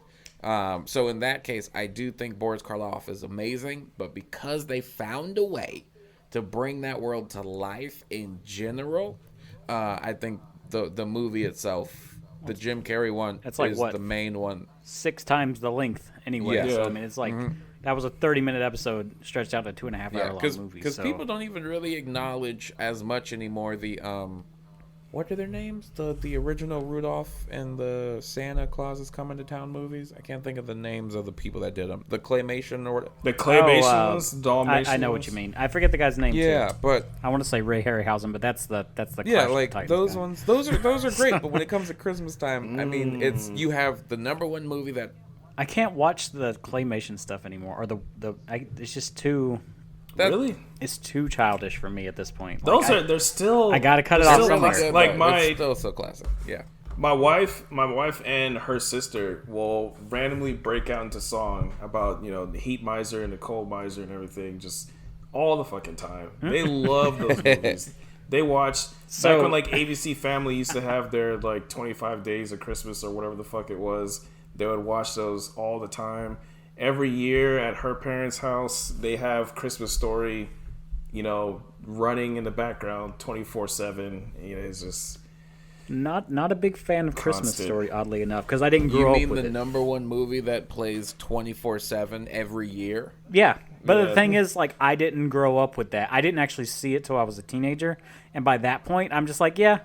That was good. I didn't watch it until... I didn't have that nostalgia. I didn't grow up with it, but even then, I love it. And I think I love it so much because... Maybe it could be because I had someone who grew up with it really explain all this other stuff, and it kind of just made sense. Because I had very old school parents, so they raised me up old school values-ish. So, I watch it, and I go... This is hilarious. I'm cracking up laughing, but it's also actually, you know what's funny? One of my number one underrated Christmas movie, I kind of feel is in this kind of right too, because it's when you think of A Christmas Story, I think it's laugh out loud hilarious, but not everyone's really laughing that hard at it, because it's all right, cool. But Snow Day, I don't know if you guys know this movie. It was I've seen Snow Day. I actually saw Snow Day in theaters. Weirdly Nickelodeon movie. I think that's one of the most underrated Christmas movies ever. It is so good. Just the opening. I can still quote it to this day. I haven't even seen it this year. And the guy, it's snowing or whatever. Or it's not snowing. The principal's outside listening to music. The kid throws a snowball that he saved from last Christmas. Principal gets hit. And he goes, oh, you hit me, whatever. And then he sings the song, oh, there's no snow for you. Oh, there's no snow for you. Nothing but blue skies for me. Oh, you're going to school. Oh, you're going. It's just so good. And then you have Chevy Chase in it. Come on, man. So good. The Snowplow Man. Little young Josh Peck. That's a very underrated Christmas movie. If you don't watch anything, Dwight, watch Snow Day and then watch some Christmas Carol movie because you haven't. Okay. So I'm thinking about your Christmas Carol thing. You're still thinking about that one. I can't land. I mean, the Jim Carrey one's good. I like the Mickey Mouse one where Scrooge is. Oh yes. Yeah, I like him. You need to watch, and you sounded confused by this, but you need to watch the Blackadder one. and that's Rowan Atkinson. That's a British comedy one. It's funny because it's the opposite. Blackadder is he's Blackadder Scrooge or whatever his name is. I don't know. Ebenezer Blackadder, I think that his name is, because that's the character in the show. So but he's the nicest guy around. This is separate from gives Mr. away Bean, a charity. though, right? This is separate from Mr. Bean. Because you said Rowan Atkinson, I'm like, Mr. Bean. He's the main. He's Blackadder. Okay. But he's the nicest guy in all of England or London, the area, and he gives away to the needy, and he gives everything he has away, and he at the end of the day he's like, he has nothing because he gives all his stuff away to charity and stuff. And he's visited by the ghost, which is actually played by, I don't remember the guy's name, but it's the guy that plays Hagrid in the Harry Potter. Oh, okay. All right. And and they show him like what his ancestors were like, and his ancestors are assholes, like straight up. And so it changes him from being a nice guy to like being a jerk at the end of the thing. So he's like, oh, okay. He's, it's hilarious though. When was that made? Do you know, like approximately? 1983. I looked it up while he was talking about it. Oh, really? Is it 1983? You said Blackadder, right? Yeah, type in Blackadder Christmas. Oh, Blackadder Christmas. I just typed in Blackadder, and it says it was I mean, it's probably the same. Yeah, that might be right. I mean, he has been doing those since then. 1988 is when Blackadder's Christmas Carol was 1988. Yeah. So watch that. It's only like 30 minutes. It's on Hulu. It's on Hulu. Yep. Watch it and tell me what you think, because it's very funny. Wow. And it's short. Yeah, it's clocking in at 44 minutes. Oh snap! Yeah, it's very short. Yeah, you need to. But yeah, I can't pick a favorite though. I can't pick a favorite. It's not the Blackadder one. I'm sticking with Jim Carrey. You do have to watch because that. Dude, Jim Carrey is a treasure. I'm gonna stick with that too. And listening to him do, because he's playing it very seriously, and he's a solid voiceover actor. He's also playing like 5 characters in different voices. So I'm just another movie you have to watch if you've never seen it before, and I'm actually considering it, and I've said it on the podcast. I think it is the greatest animated Christmas movie ever made. Just came out last year on Netflix as an original. It's called Claus. That thing is so freaking good. It deals with the lore. You did mention this. It deals with the lore of Saint Nick. So you're not really looking at you're not looking at Santa Claus per se, but it's the whole lore of how that whole mythology began. I don't know if that's the correct terminology for it, but you're looking at how that all began, and the way they tell I might have to look that one up. Really good. We're watching it today. I got something to watch later tonight. It's going to be that or Jingle All the Way. Oh, I don't know which one. So if I can help you right now, Claus is really good. Claus is grade A. It got nominated for an award. I think it even won awards. So if you want to see a movie that has some humor to it, but is also just an overall fantastic movie, go Claus. If you just want to laugh your socks off, go to Jingle All the Way. So Claus is funny. It is definitely funny. But Jingle All the Way is technically my top Christmas movie. That's on the to-do list. And I got to throw one more in there before we get off Christmas movies. And this is something I got to watch every year, and I haven't this year, is National Lampoon's Christmas Vacation. That's a classic and always needs to be watched. Yeah, a lot of people got them on the list. I love that movie. What's that? Yeah, a lot of people got it. I didn't even do my 3. Were we doing 3s? I mean, might as well. Pick something. Right. Chime in. Jingle All the Way was going to be another one because I just love Arnold Schwarzenegger movies in general. And of course, him just being ridiculous with the action figure. I forgot what the action figure was called. Turbo Man. Turbo Man. Real quick. This is just because I don't think you know this about me, Dwight, but Mike knows it if he heard the last podcast. Jingle All the Way is my number 3 all-time favorite Arnold Schwarzenegger movie. It goes Terminator 2, Terminator 1, and then Jingle All the Way. Everything else follows afterwards. Kindergarten Cop, Predator, all these things. They just come backwards. Right. I'm gonna do my other 2, and then I'll get into Arnold Schwarzenegger. Because that's a whole This is not the Arnold Schwarzenegger can of worms. Whole new can of worms. But anyways, so my other 2 is going to be Home Alone. I actually like the first Home Alone a lot. I get behind that. The first I've one? watched both of those First one, this year. second one? Or you're saying First the third one? Definitely you're saying the third one. First one. No, he's definitely not the third one. No one's saying the third one.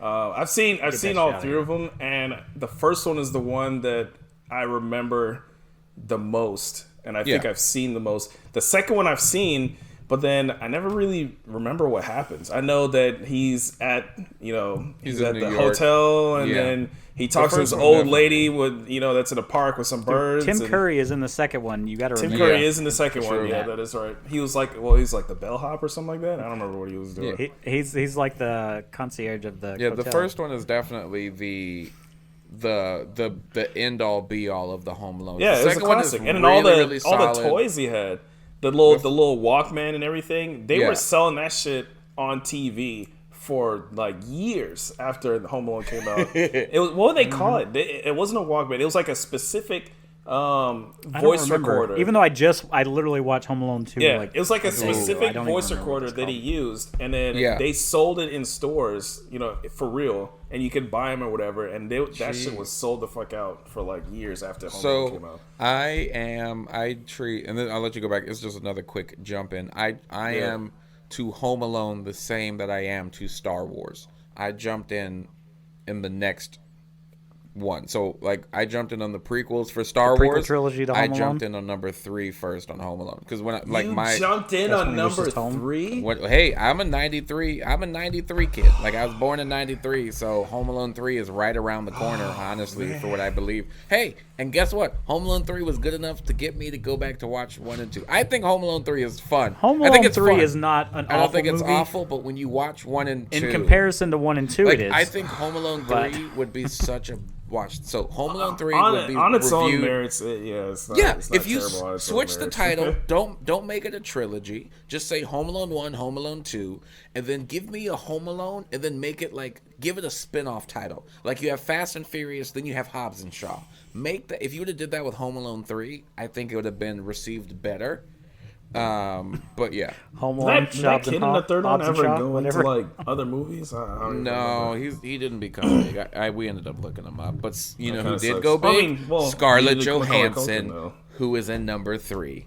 Scarlett Johansson's the sister in number 3. What has she been in? What has she done? Yeah, I have no clue. But yeah, so my first movie is Die Hard. It's my favorite Christmas movie. Okay. I have not watched that this year either, but I do put that as a Christmas movie too. Yeah, that's an amazing movie. I definitely love that movie. The best part about that movie is when they used to play it on TV, and they had to had to change that line. There's a couple, but they always had to change it to something, and they could never make it sound convincing. It'd always be like yippee-ki-yay, Mr. Most of those movies from that period, a lot of those movies I watched on UPN 27 here in Virginia. It's and they cut those up. They cut those movies up. So they were. But that's how I watched them until much later I was actually able to see the actual versions of those movies and everything. I might watch that. Oh my god, I have so many options. So this is clarifying. It is number 1 is Die Hard and then Jingle All the Way, then Home Alone, or Home Alone then Jingle All the Way. Home Alone then Jingle All the Way. Okay, so and then Mike. Okay. Oh god.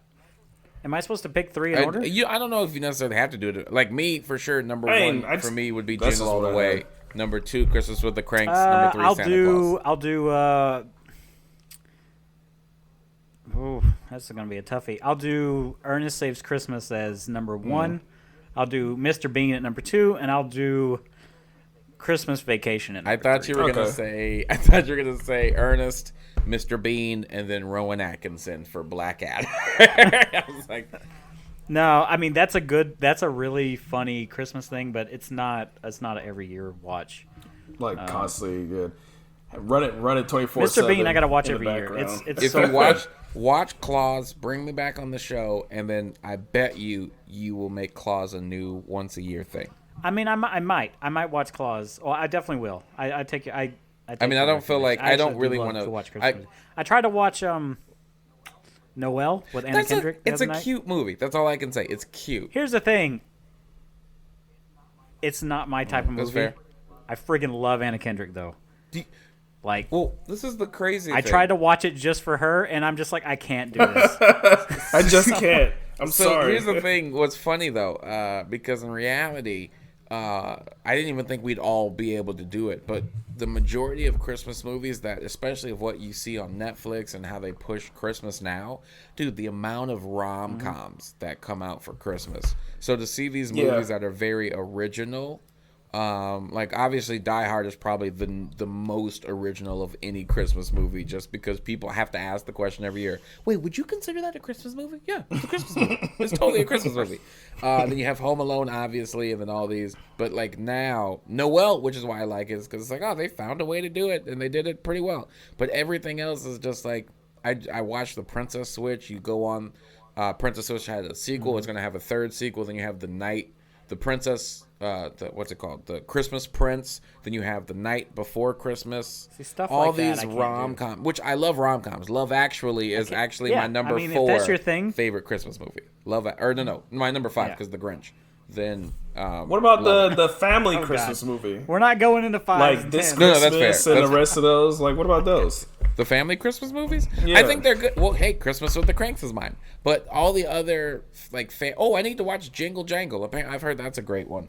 But as far as all the other family Christmas movies, I think it's something that happens with family Christmas movies for me where it's like, I think they're all right, but I find myself not watching them that much because the difference between a rom-com Christmas movie and a very original style like Christmas with the Cranks, Jingle All the Way, Die Hard, those movies have the Christmas flair to it, but the family movies have too much Christmas flair where I'm like, okay, now you're the taking whole movie cheesy. is just straight. Yeah, you're taking cheesy to a whole. Which is usually why I don't really care about those. I did like This Christmas a lot though. That's the main one you gotta watch. Dude, I'm so sick of hearing that song because it plays on our loop. That I work at a place. I'm not gonna say where. But the thing is, it's not just one version that plays. It's like it plays, and then another song plays, and then a different version of This Christmas plays. And there's like 5 different versions out there. When you think about it, it's the one thing that I don't think people fully pay attention to. People love Christmas music, but when you think about it, how many actual Christmas songs can you think of that aren't? They're not really that many. Yeah. I remember I used to work at Borders Bookstore, R.A.P. And they used to have like a Christmas playlist or whatever, and one of the tracks was literally dogs barking to Jingle Bells. Yeah. And I would have to hear that, 50, 60 times a day or whatever, and I'd just be like, all right, I never want to hear I'm tired of hearing Mariah Carey's yet I have a dog Christmas now. song too, I've been tired of that for years. I'm tired of it. I liked it when I first heard it, and then when I realized I liked it when she could actually sing it, hold but on. I mean, recently she hasn't been able to sing in the past like 10, 15 years. So yeah, she's put it to bed. Just put it to bed. I'm be honest. Jordan, would you consider the movie Love Actually? Oh, I told you that's my number 5. That's my number 5 favorite Christmas movie behind Love Actually. That's okay. I actually do like that. That's kind of that's an aggressive rom-com. Because that's the only movie where I like that movie though. It's good. It's not every year watch. You don't think? But it's occasional. So every here's other the thing. year. I don't. The reason why I say it's my number 5, but I almost don't. The reason why it's like kind of iffy for me is because I find myself watching that probably once a year, but maybe not Idris around Elba Christmas. was in This Christmas. Yep. But no, but Love Actually, that's a movie you can watch pretty much any time of year because Christmas is so heavily in the background. It's just like that's why I asked if you would consider. And I need to watch it because, dude, freaking Abraham Lincoln is in it, a.k.a. Rick Grimes. Coral. That's from The Walking Dead. I haven't seen that movie since several years. So yeah, I bought the 10-year anniversary of it. I love rom-coms. Rowan Atkinson's in it. Yeah, he is. I gotta watch it. He is. He has the smallest I'm part. looking up the He has people the right now. smallest part, and it's hilarious. All he's doing is wrapping in a it. gift for a guy who's cheating, who's like he's not fully cheating on his wife, but he's cheating, and he's buying a beautiful necklace for an office worker that's not his wife, and he's trying to buy it real quick, and Rowan Atkinson is the one who's wrapping the gift for him. And he's like, it's a gift? And he's like, yeah. And he's like, he does the whole wrapping, and he keeps looking for his wife while Rowan is doing this. It's like a freaking 5-minute scene of just Rowan putting all the garnishes. It's so funny, but it's very subtle. It's subtle funny, and Rowan does it great. He can be over the top funny or very subtle funny. Like over the top, I mean, obviously you have Mr. Bean, but my first default favorite thing Rowan has done is freaking Rat Race. Dude, Rat Race is an amazing movie. Good. Okay. That is probably one of my top 10 movies. It's great. Amazing. I love that movie. So yeah. Okay, before we get too into the Christmas, it's way past that. It's way past that. So I guess before we go, because this is a video game podcast, did you ever get anything really like gaming related for Christmas that you were just sticks in your mind? Remember, forever. I'll go and start. For me, it was I never really got systems for Christmas. So like we had a Nintendo, but it wasn't a Christmas gift. I got my Super Nintendo. I remember for my birthday. I got an N64. That was probably the last gift from Santa Claus, and I used, Santa Claus. At that point, I did not believe in Santa Claus. I knew it was from who it was from at that point, but that was the biggest thing because I remember I got it, and that was the one thing I really wanted. I got that, and I got Ocarina of Time and Banjo-Kazooie, and those were my two games. But I will always remember that so much more than anything else, actually, from my Santa Claus people, in case there are any kids listening. So, which they shouldn't be. There's lots of foul language. Yes. 99.99. All Dwight, by the way. 99 point. The only that point one is when Michael says, I can't say the word. When he's insinuating, that's the 0.001% is when Michael insinuates what he's saying. Yeah. But yeah, I'll always remember that though. That's, and it's weird because my mom's not with me anymore, and it's a good memory to go back on. So, and that's really the only video game thing I ever remember getting for Christmas. I was into different stuff when I was much younger. Of course I did games, but we had that stuff. It was all Ninja Turtles and Batman. Yeah, mine is super simple. Same. I haven't gotten any game systems for Christmas. But I just remember, I don't even remember the exact game, but I'm a big WWE fan, and I love getting the games. Whether they're trash or not, I love getting them. Minus WWE 2K20. That was just too much trash to buy. I just stuck with 19. But I wanted... The trash level was off the charts. This was during the SmackDown versus Raw days. I think it was like SmackDown versus Raw 2008 or 9. And I wanted that game aggressively bad. And then Christmas came, and and I'll never forget. Again, I don't remember specifically which SmackDown versus Raw it was, but I remember it was no joke. It was the last gift I opened, and I was like, I guess I'm not getting it.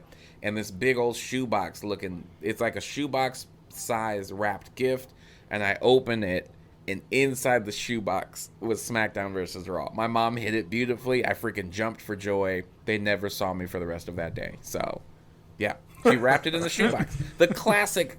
Throw your cover off so you don't know. Oh, I love to do that. I remember I put egg cartons all over. I bought my wife a Nintendo Switch 2 years ago, and I literally just cut up an egg carton and stuck it on each side of the box and wrapped it, so it felt very awkward. And she was like, "What is this?" So, because I knew if I wrapped just the Switch, she would know exactly what it was immediately. That makes sense.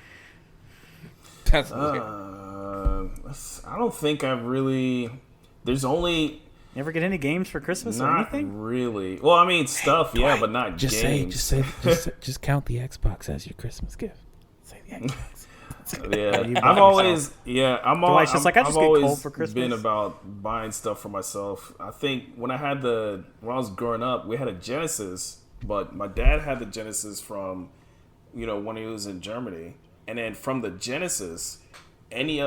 up until the only system I actually got as a present was the original Xbox. My parents bought me that, as a present or whatever.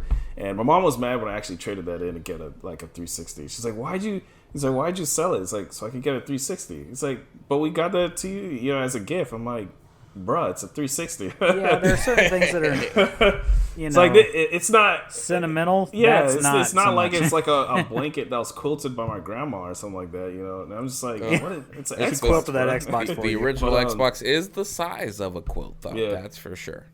So yeah, besides the hand-me-down Genesis, every other game system I've gotten as I've either bought it, traded for it, got it from like a friend. I fixed somebody's computer one time and got a Dreamcast. Somebody gave me their PlayStation because they had they had a couple of them already. They got an Xbox, so they was like, oh well, I don't need this PlayStation anymore, and I got a PlayStation. The N64. So I've gotten like stuff like I think rollerblades and toys and things like that maybe, but not games. Like they never bought like games. I had to get those, so I don't really have any stories like that. Nowadays everyone knows not to get me games. Oh yeah. Now really, I don't want anybody. My wife, when we were first going out years ago, the first and only game that she's ever bought for me was Street Fighter 4 when it originally came out. Nice. So the thing is, though, I think I told her from before, it's like, oh, don't worry about buying me any games or whatever. So I think she bought, I don't remember if she bought that for Christmas or what. I don't remember. It was something. Christmas or my birthday, which my birthday's the 26th of November, so it's around this time. She got it when it first came out, and she got it at GameStop. So she got like the extra $5, warranty shit with it and everything. And I was like, bruh, you bought Street Fighter 4 at $60? And like, they're going to put out a new one. I mean, they're going to put out an update like 6 months from now. That counts, true, though. True. I'm sure I know, but it's just for games. Yeah. No, I understand. I get where you're coming from.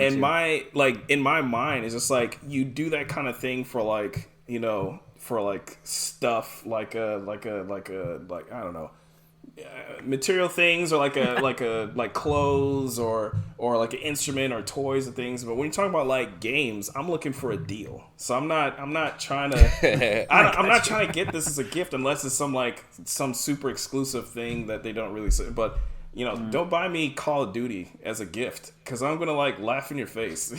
So like, what the fuck? Why'd you pay $60 for? I will. If anyone buys me anything, I'm always super appreciative. But they know better than to get me video games. I actually did get 3 video games this year.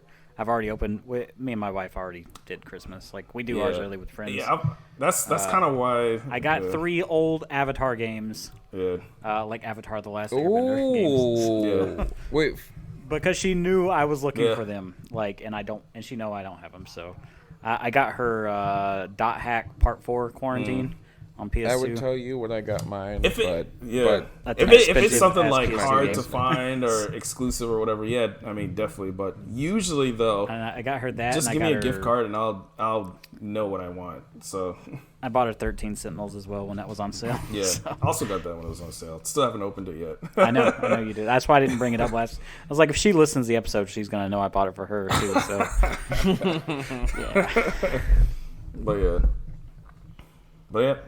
But yeah, I don't know. I don't know if your wife intends to listen to this, but probably not.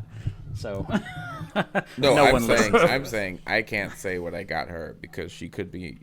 I don't know how loud I am, and I don't know how close she is to this room in general. Maybe she's listening. Because I feel like I got her some of the dopest gifts this year. I catered it to what she. Yeah, I got my wife a lot of cool stuff. Yes. Mm-hmm. Yeah. She actually told me what she got me that didn't show up, and I'm kind of bummed that it didn't show up because she said she ordered it a while back, and I know neither one of you are going to know what this is, but whatever. The Kickstarter backer version of Shenmue 3 has like an exclusive jacket you can get for Ryo, the character. They make that jacket, like one company makes that jacket, and I wanted it. I have the regular Shenmue 3 jacket, and so she got me this Kickstarter version, but like she waited on for like 2 months and eventually. Oh, you ready for this? I was like, that sucks because I would have loved to have that. My wife did the same thing for me. She got me, because if you don't know, I collect pops. I don't collect a lot of pops. I only get the stuff that I like corn pops. The Funko. So it's like I don't. When I say I collect them, I don't grab a lot. I have my very specific. Like I have The Office. I have The Walking Dead. Obviously, I have Batman.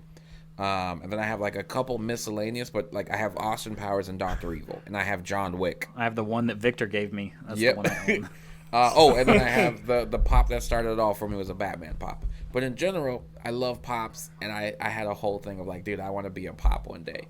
She found an Etsy person who makes custom pops, and she ordered it back in August to give them time because she wanted to make it very intricate of detail. And then she told me the story. She kept checking in with the lady once a month just to be like, hey, I don't need it now until like at earliest November. So you can take as much time as you want. Here's some extra detail, blah, blah, blah, blah, blah. Come November, she said earliest November, latest December, like early December. The communication was going well in the beginning. She told me the whole story. Communication was going well in the beginning, and then finally, come November, no communication. And then to the point where she had to file it. To the point where she had to file a claim to say, "Hey, where's my item?"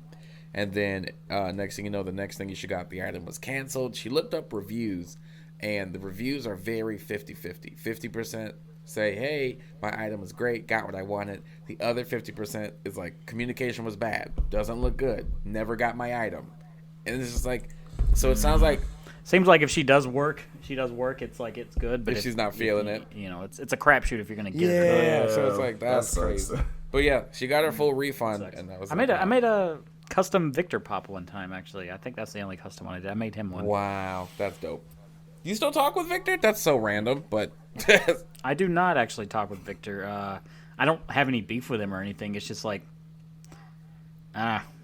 we don't work in the same area at all. I don't really run in the same sort of circles as fair. him. Like he comments every now and again on my Instagram stuff, and I'm like, haha. Same thing here. Yeah, that's my interaction with him. So. Good. I do want to add. Me and my wife watched the Office episode that you had, Jordan. My wife loves The Office because you mentioned something about The Office, like Office Pops, or whatever. Yeah, you were saying something about watching The Office last some point or other. I still have yet to watch that show. I have the entire series. My wife loves it. I own the entire series. I've not watched a single. She watched it. I'll get around to it. She was distraught when she heard that it was leaving Netflix and going to Peacock. But so she's watched it constantly.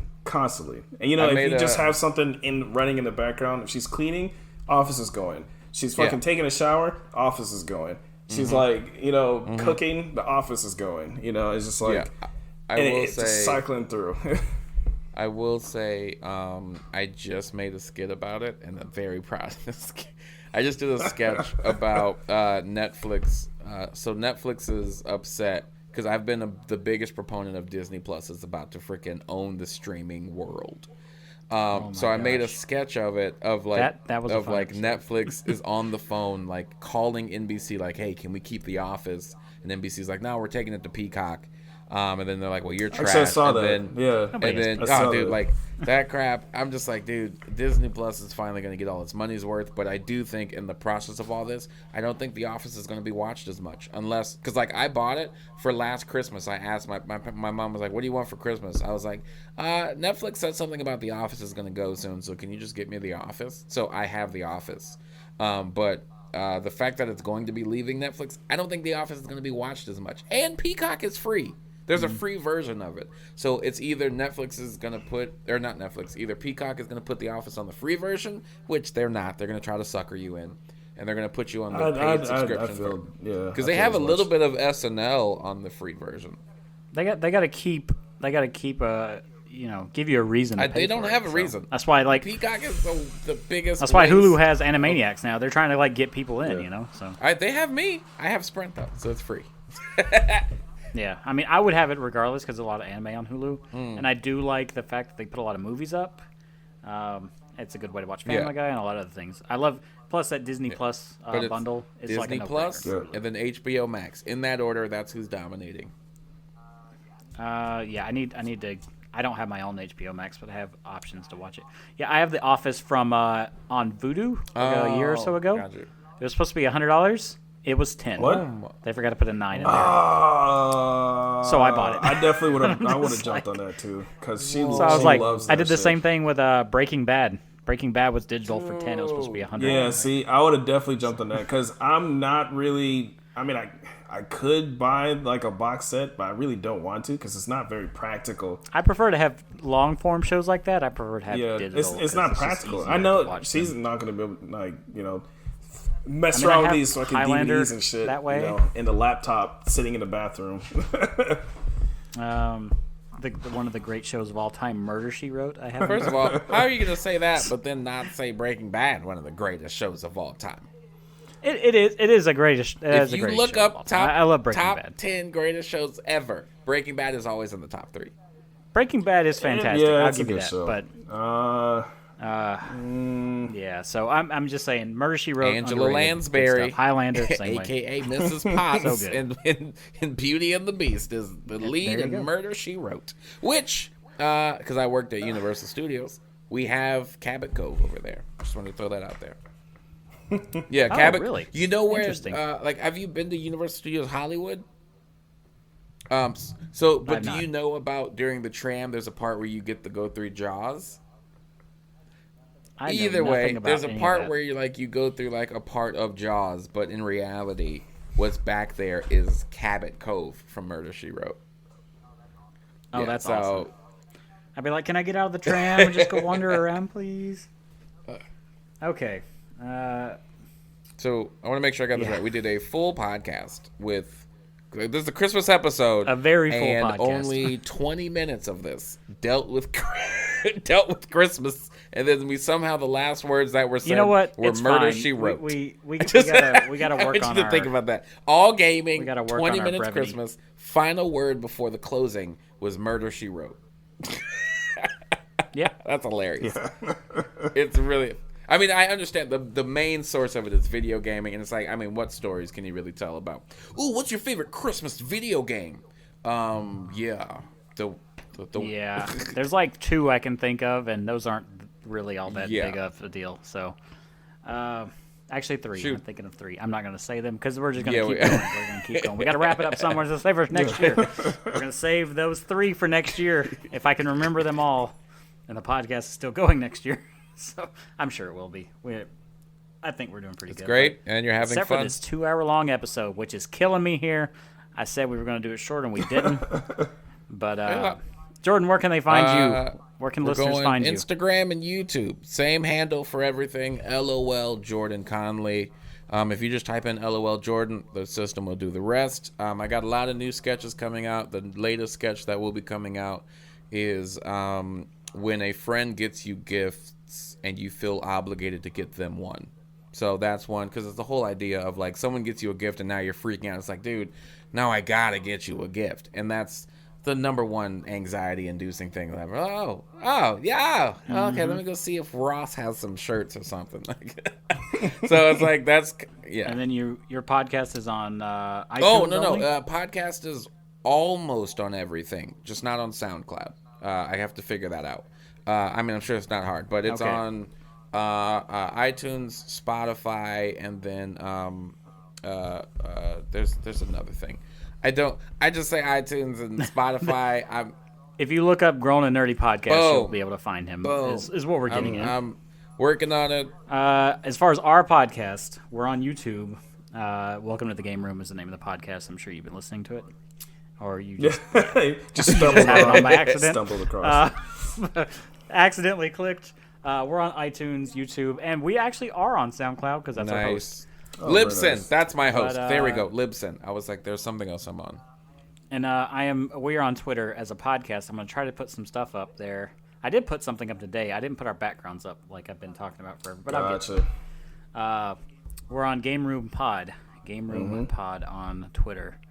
And myself, I'm available at McLeod Zero. But we're tired of keeping you here, or I'm tired of keeping you here.